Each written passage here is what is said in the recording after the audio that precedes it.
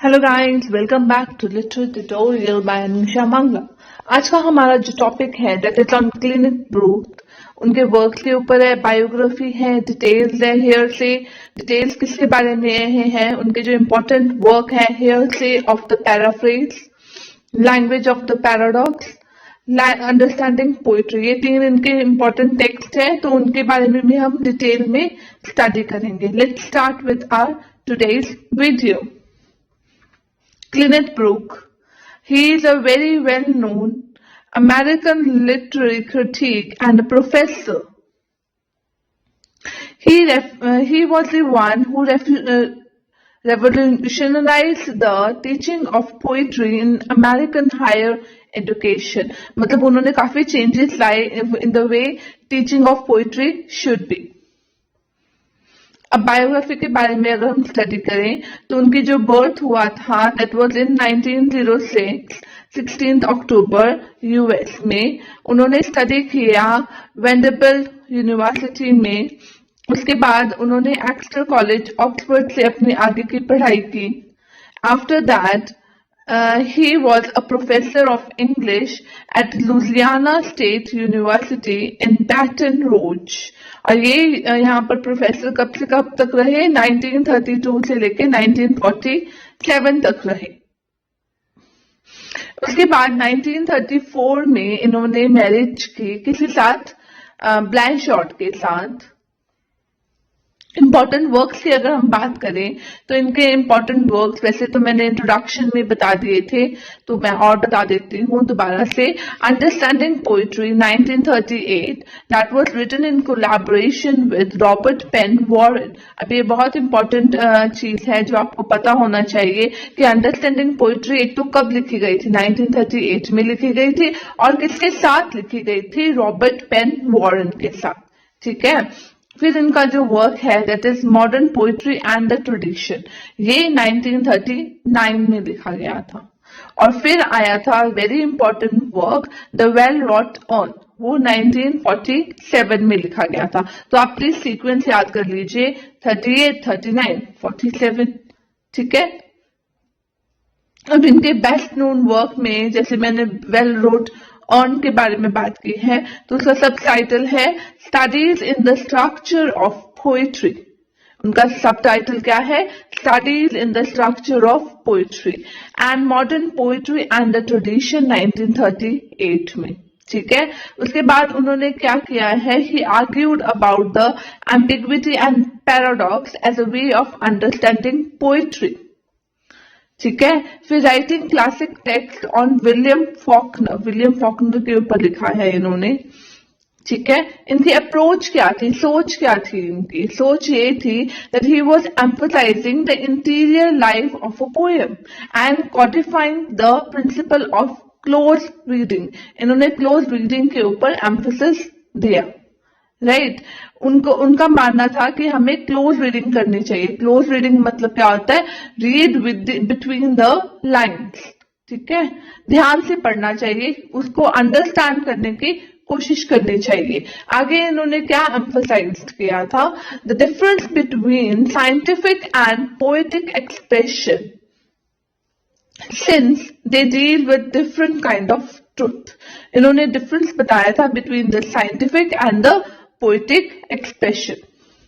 Science always say things explicitly, simply and in a rational language, but a poet has to express different kind of truth with the combination of words and imagination. जब scientific जो बात की जाती है और जो poetic बात की जाती है वो बहुत ही डिफरेंट होती है। जो साइंस होती है वो रैशनैलिटी से के साथ डील करता है और पोएट जो है वो इमेजिनेशन के साथ डील करता है। आगे उन्होंने बोला है the structure of poetry is opposed to science because in art the imagination of the artist work in a logic of his own. A poet also gives expression to the human experiences as it is chaotic and irrational. अब जो science होती है वो क्या है?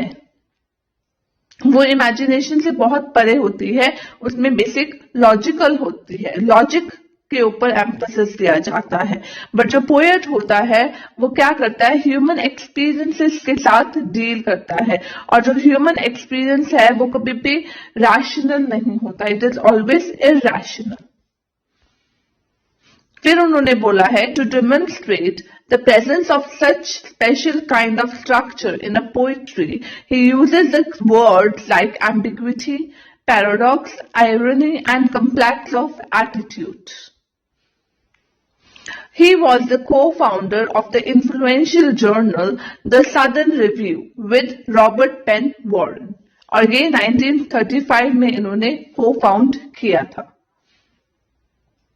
Until 1942, they co-edited the journal, मतलब 1935 से 1942 तक इन्होंने एडिट किया जर्नल को, publishing work by many influential authors including, अब ये जो influential authors हैं जिन्होंने उनके साथ काम किया, उनके वर्क्स को प्रोड्यूस किया इन्होंने, तो ये उनके नाम हैं। During his study at Vanderbilt, he met literary critic and future collaborators, right? Studying with Ramson and Warren, Brooke became involved in two significant literary movements. तो जब ये इनके साथ काम कर रहे थे तो ये दो important movement के साथ जुड़े, that was the Southern Agrarian and the Fugitive.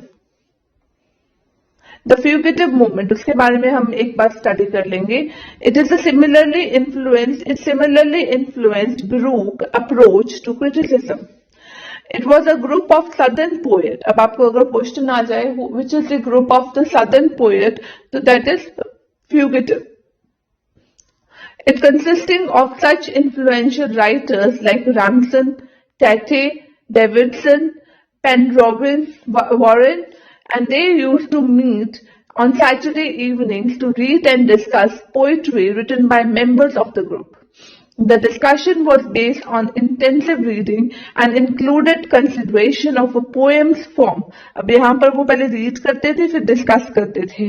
यहाँ पे मेन जो थी इंटेंसिव रीडिंग। इंटेंसिव रीडिंग क्या होती है, ध्यान से चीज को पढ़ना, क्लोज रीडिंग जिसको हम बोलते हैं, ठीक है। फिर वो जो पोएम के form, structure, metre, rhyme scheme, imagery, इनको डिस्कस करते थे, राइट, कि किस टाइप का लिखा गया है, काम किस टाइप का किया गया है। This close reading form the foundation on which new critical movement was based, और यहीं से जो आगे जो न्यू मूवमेंट बेस्ड हुए थे वो इसी से इरप्ट होके बने थे। Brooke was the central figure of the new criticism. अगर आपको क्वेश्चन आ जाए न्यू क्रिटिसिज्म के कौन कौन से राइटर्स हैं या कौन कौन से कनेक्टेड हैं, तो इसमें से ब्रूक्स आ जाएगा एक। It was a movement that emphasized structural and the textual analysis. अब न्यू क्रिटिसिज्म क्या था, वो स्ट्रक्चरल और टेक्सचुरल एनालिसिस के ऊपर ध्यान देता था, क्लोज रीडिंग के ऊपर ध्यान देता था, over historical and the biographical analysis. Well Wrought Urn, उसके बारे में हम बात करेंगे। In well wrought on by making the closest examination of what the poet says as a poem. A critic can effectively interpret and explicit the text. For him, the crux of the new criticism is that literary study be concerned primarily with the work itself. ठीक है, अब वो well Wrought on में क्या कहता है कि हमें जो पोयम है उसकी क्लोज एग्जामिनेशन करनी चाहिए एज अ पोयम, ठीक है। अ critic can effectively interpret and explicit the text, जो क्रिटिक होता है उसको टेक्स्ट को अंडरस्टैंड करना चाहिए।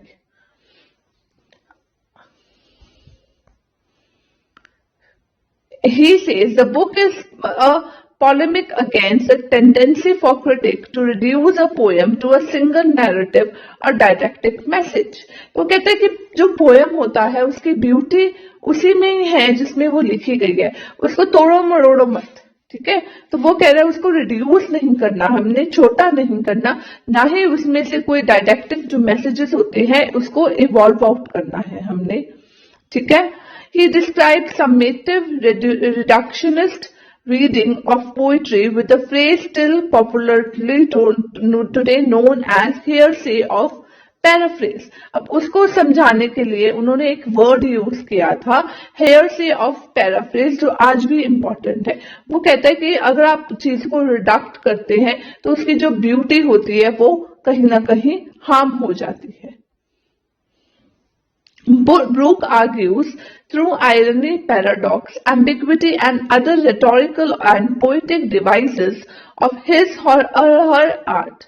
The poet worked constantly to resist any reduction of the poem to a paraphrasable core, favoring the presentation of conflicting facets of theme and pattern of the resolved stresses. The Heresy of Paraphrase, ये जो title था, it is the title of a chapter in the Well Wrought on.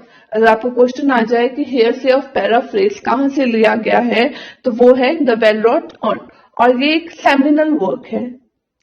Brooke argued that the meaning in poetry is irreducible, कि जो poetry का जो meaning है उसको आप कभी भी रिड्यूस नहीं कर सकते। क्यों? क्योंकि a true book poem is a simulacrism of reality, an experience rather than any mere statement about experience or any mere abstraction from experience। अब वो बोलता है कि ये जो पोइट्री होती है वो एक्सपीरियंस होता है, ठीक है, कोई स्टेटमेंट नहीं है जिसको हम रिड्यूस कर देंगे, ठीक है, वो स्टेटमेंट अबाउट एक्सपीरियंस है, ठीक है, जो एब्स्ट्रैक्शन में लिया गया है, जैसे डेफोडिल्स है, ठीक है, अब वो एक्सपीरियंस है, ठीक है, उसको आप रिड्यूस कैसे कर दोगे? तो जो ब्रूक है वो बहुत ब्यूटीफुली इसको डिफाइन करता है। In a poem, form and content are inseparable. That is why poem cannot be reduced to a prose. जो poem होती है उसको हम prose में नहीं लिख सकते, क्योंकि poem का अपना form और content होता है।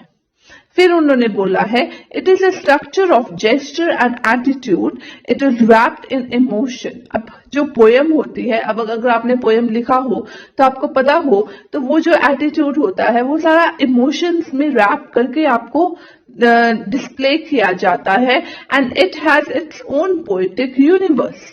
Therefore, poem's meaning is revealed just like a dramatic effect, not like a logical abstraction. Brooke's example of a line from one of the Browning poem, "So wore the night, the east was grey," explained that, replacing the line "so wore the night" with a simple paraphrase as "thus night passed," which has the same rational or defined meaning, evokes an entirely new connotation to the reader and diminishes the poem's potency. अब वो क्या कहता है, अगर हम lines को change कर देते हैं, उनको सिंप्लीफाई कर देते हैं, तो उनकी जो ब्यूटी होती है वो खत्म हो जाती है। कहाँ तो आप बोलो so wore the night the east was grey, और कहां पर आप बोलो so wore the night with the simple paraphrase the night has passed. तो कितना डिफरेंस है दोनों में। अब आयरनी की बात की है। Irony is created by the gap between what one says and what he और शी इंटेंडेड टू से। आयरनी क्या है? कहना कुछ और मानना कुछ। Brooke say that irony is the chief organizing principle that creates structure of a poem. Brooke classifies two types of irony, verbal and dramatic.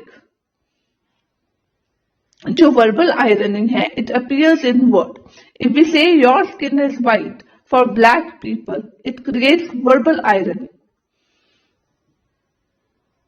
Dramatic irony कब हो जाएगी? Is produced through a person who involves in an action but does not know what is going on him, but the audience know it.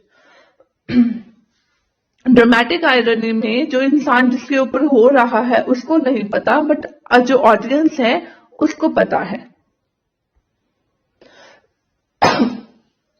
The language of paradox. Language of paradox again important जो है वो आपको पता होना चाहिए। ये भी एक सेमिनल एसे है ब्रूक का। इट ले out his argument for the centrality of the paradox by demonstrating that paradox is the language appropriate and inevitable to the poetry. जो paradox है वो बहुत ही important part है poetry का. Paradox is the language of sophistry, hard, bright and witty, not the language of poetry. अब understanding poetry की अगर हम बात करें, in the book the author asserts poetry should be taught as a poetry and the critic should resist reducing a poem to a simple paraphrase, expliciting it through a biographical or historical context. Paraphrase and biological and historical background information is useful as a means of clarifying it, but it should not be the end. Sorry for the interruption, please. Brooks believed that a poem should not be criticized on the basis of its effect on the reader. In an essay called The Formalist Critic, he says that the formalist critic assumes an ideal reader that it is intent of focusing on varying spectrum of possible reading. He attempts to find a central point of the reference from which he can focus upon the structure of a poem or a novel. So this was all for today's video. I hope you like it. If you like it, please subscribe and share. Thank you.